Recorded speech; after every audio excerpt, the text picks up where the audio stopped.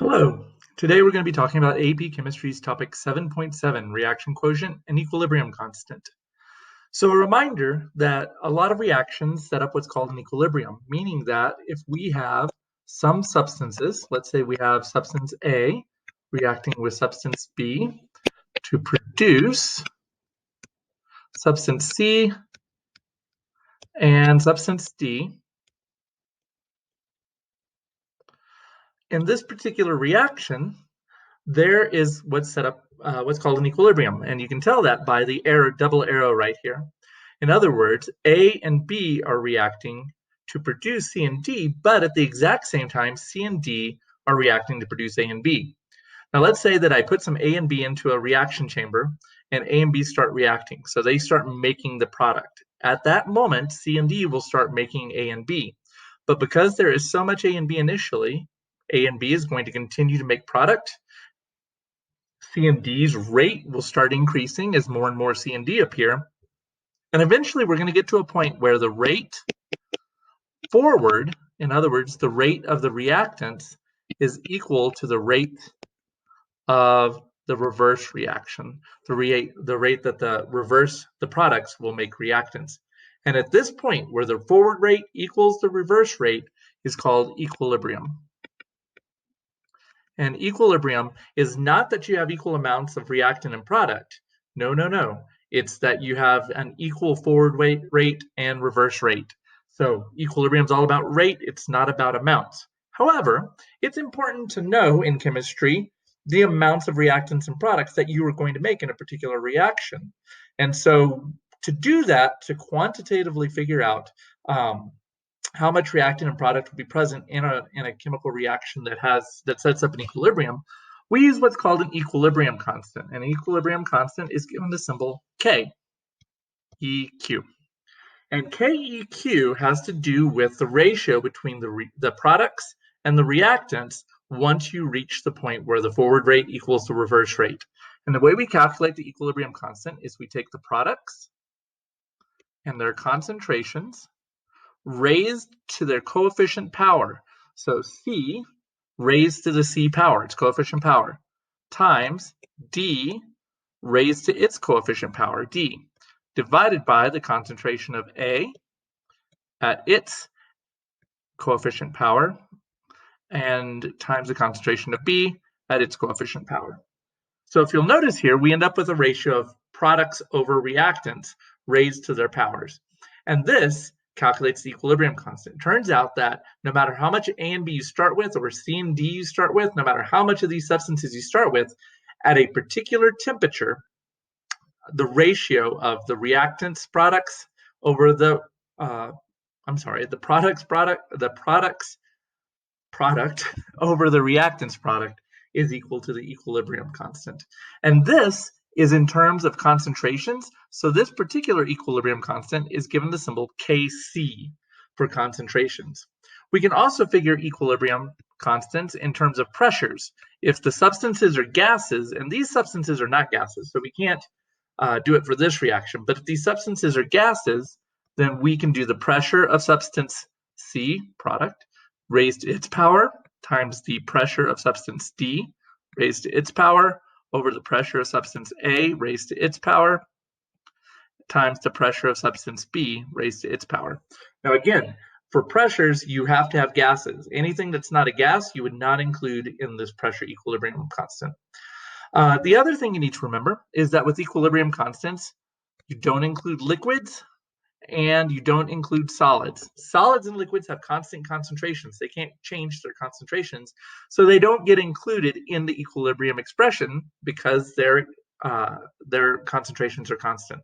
So no liquids or solids get included in this. And notice in the reaction I wrote, it's all aqueous substances, so all the substances did get included in the equilibrium constant. So with that being said, what does an equilibrium constant tell you? Well, if an equilibrium constant for a particular reaction is much greater than 1, then the numerator is much greater or is greater than the denominator. And if the numerator is greater than the denominator, that means that you have more product than reactant. And so if K is greater than 1, the numerator is greater than the denominator, then we say that the reaction is product favored. Because you are going to make more product than reactant at equilibrium. If K is much less than 1, then that means your denominator is much bigger than your numerator, or is bigger than your numerator.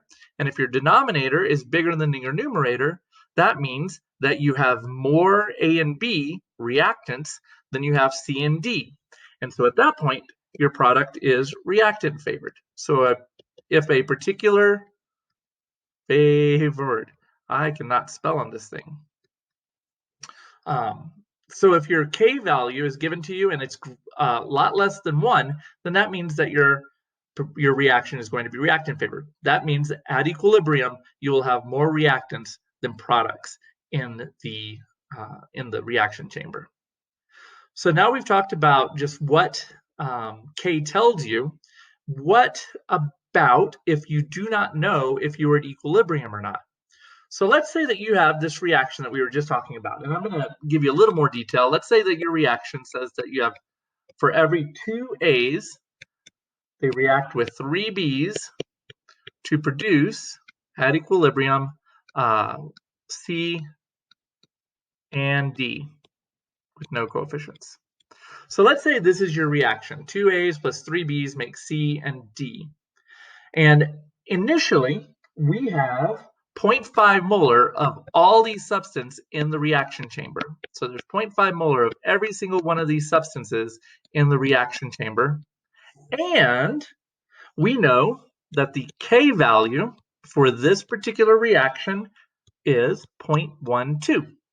So if you look at this K value, you'll notice that this reaction is slightly reactant favored, product favored, more than likely, because it's less than 1.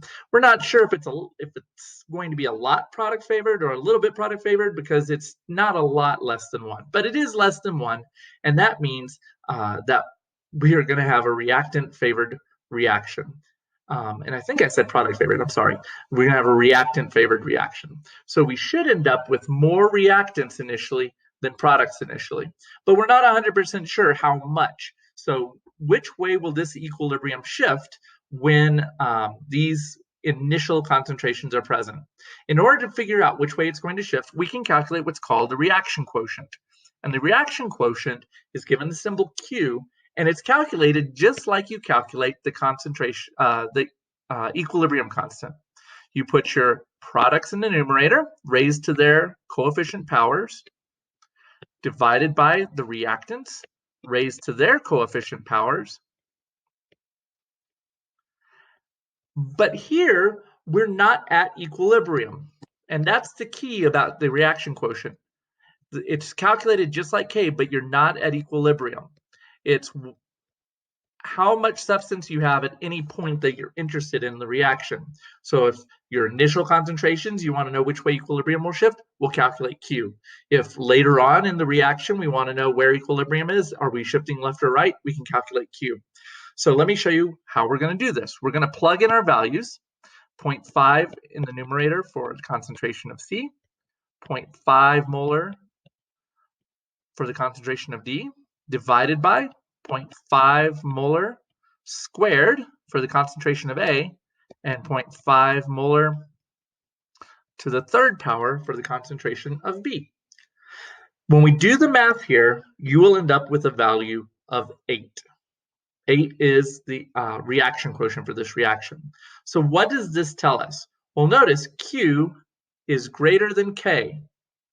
What that means is that you have more numerator than you have denominator in this particular reaction.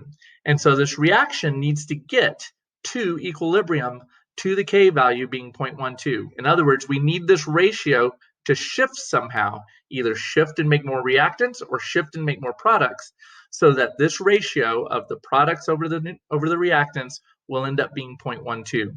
Right now, it's 8, meaning you have too much reactants. Your Q value is greater than your K value. So we're going to shift to the right.